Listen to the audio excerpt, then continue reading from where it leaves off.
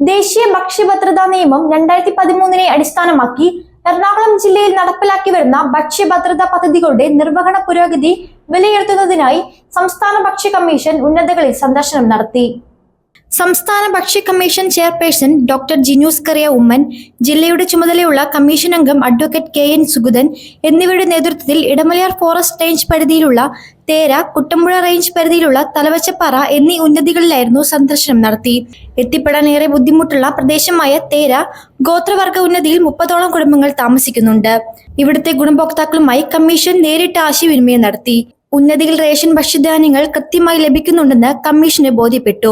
3-നും 6-നും ഇടയ്ക്ക് പ്രായമുള്ള കുട്ടികൾക്ക് അടിയന്തരമായി തലവച്ചപ്പാറയിൽ പ്രവർത്തിക്കുന്ന അങ്കണവാടിയിൽ നിന്നും പോഷകാഹാരം എത്തിക്കുന്നതിനുള്ള നടപടി സ്വീകരിക്കാൻ വനിതാ ശിശു വികസന വകുപ്പ് ഉദ്യോഗസ്ഥർക്ക് കമ്മീഷൻ നിർദ്ദേശം നൽകി. തുടർന്ന് തലവച്ചപ്പാറ ഉന്നതി സന്ദർശിക്കുകയും ഭക്ഷ്യഭദ്രതാ പദ്ധതികളുടെ ലഭ്യത സംബന്ധിച്ച് ഗുണഭോക്താക്കളുമായി ആശയവിനിമയം നടത്തുകയും ചെയ്തു.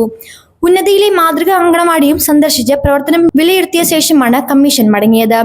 ജില്ലാ supply officer SO Bindu, Kothamangalam taluk supply officer PS Minimol, rationing ഇൻസ്പെക്ടർമാരായ ഷൈജു വർഗീസ്, VP സജീവ് എന്നിവരുടെ നേതൃത്വത്തിലുള്ള പൊതുവിതരണ വകുപ്പ് ഉദ്യോഗസ്ഥർ, tribal development officer KG Manoj, ICDS ജില്ലാ programme officer C Sudha, Kothamangalam CDPO Pinki K Augustine, supervisor V Bindhya, tribal extension officer Annamma George, noon meal officer Shijo George, Kothamangalam DEO Bobby George, Kuttampuzha Nerimangalam forest റേഞ്ചിലെ വനം വകുപ്പ് ഉദ്യോഗസ്ഥർ എന്നിവർ കമ്മീഷന് ഒപ്പമുണ്ടായിരുന്നു.